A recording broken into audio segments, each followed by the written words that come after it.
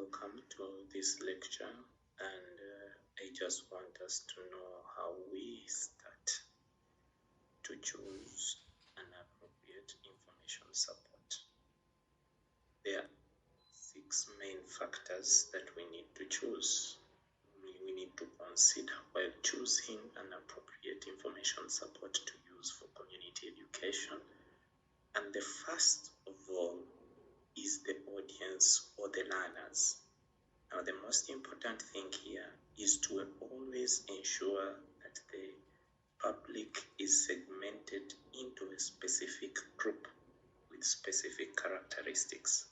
And the characteristics may range from age, sex, education, gender, beliefs, or values.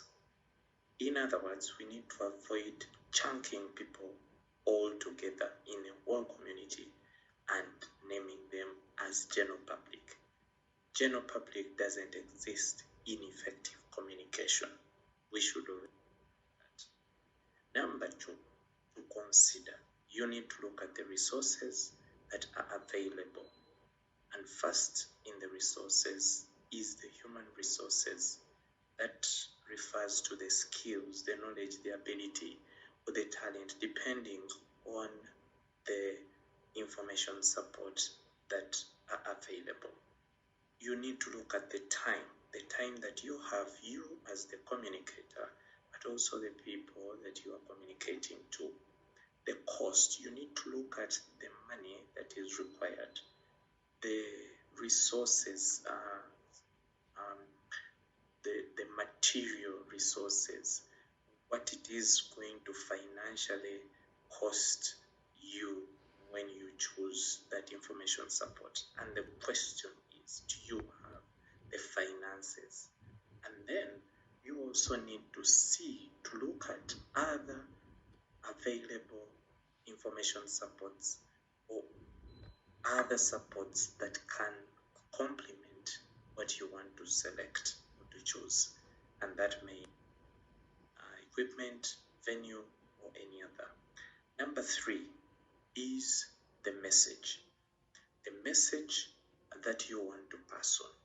It is also important that you ensure that the message is specific to that particular segment of the audience that you have decided to communicate to using that information support.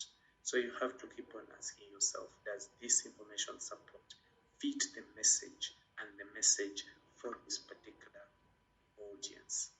The message must be clear, therefore, and straightforward, so that it can achieve the purpose. And this takes us to another consideration. What support is commonly used in that area? Are they used to person? One person tells the other and the other tells the other. Do they read newspapers? Do they listen to radio? Do they use non-formal arrangements? Do they put placards on the ground, like at the university, Makerere University? They are fond of that. Do they use what kind of social media? Is it Facebook? Is it WhatsApp? Is it LinkedIn? You have to find that out. Why should we find out? Because it is important, as you may need to use different supports, because different people have different skills, people have different access to different supports, and people have different interests. So these have to be factored in. Number 5 is the purpose. Why are you communicating? What do you want to achieve? Is it instruction? Is it publicity? Because the purpose also has an influence on what kind of information support will be effective to deliver.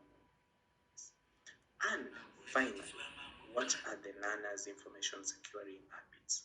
You have to remember that there is nobody who is anxiously waiting for your information.